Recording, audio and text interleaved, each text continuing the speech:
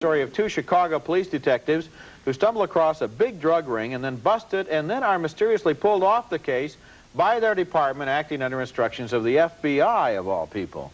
But these are stubborn cops, and they continue their investigation until they discover that a corrupt CIA official is actually behind the drug smuggling.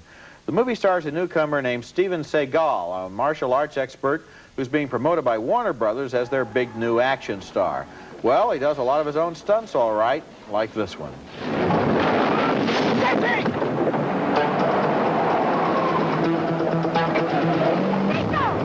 His police partner is played by Pam Grier, herself an action star from the 1970s, who has her best role in a long time.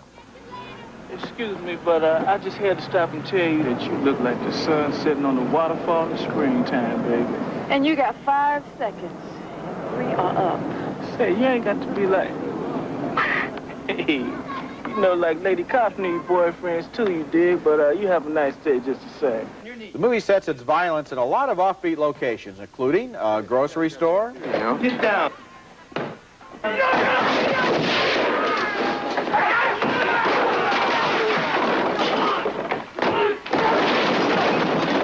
And a parking garage.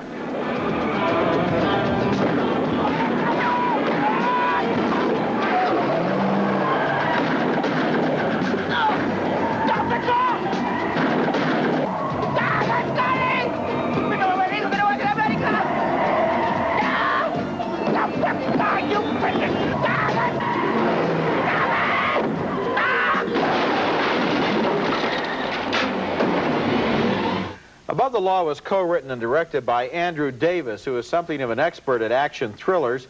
He's the man who made Code of Silence, which is still the best of all of Chuck Norris's pictures. And he does a confident job this time of showcasing Steven Seagal, who is tall, dark, handsome, and very impressive when he personally throws his victims around in hand-to-hand combat. This guy spent about 10 years as a karate instructor and, as it says in the press release, bodyguard to heads of state before making this movie.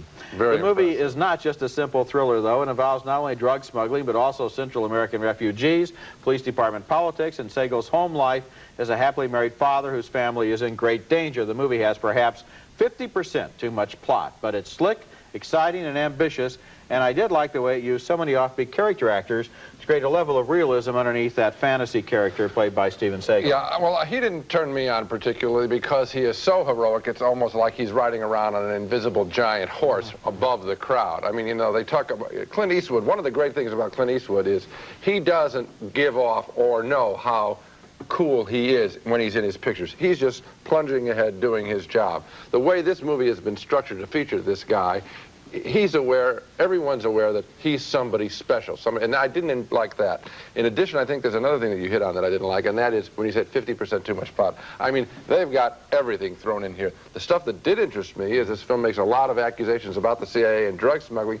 If they had just winnowed the plot down to that aspect, I think it could have been a sharp little thriller. Well, it's an ambitious movie, but I want to go back to what you said about Steven Seagal, because I agree with you that they treat him like he's somebody special. Right. But I don't agree with you that Clint Eastwood didn't do that, especially at the beginning. If you go back to A Fistful of Dollars, and for a few dollars more, he's playing this super character, this mythical character who strides on a different plane than ordinary men, and I think they're deliberately doing the same thing here with this character. Later on, there's time to let him play a funkier person like Dirty Harry, but right now he's got to be this kind of larger-than-life person, and I think it works as an introduction in a self-conscious attempt to manufacture a movie star, which is what they're trying to do. No, I don't know. To me, I was much more aware of it this time than I was with Eastwood. Lit on the thriller Above the Law with Steven Seagal.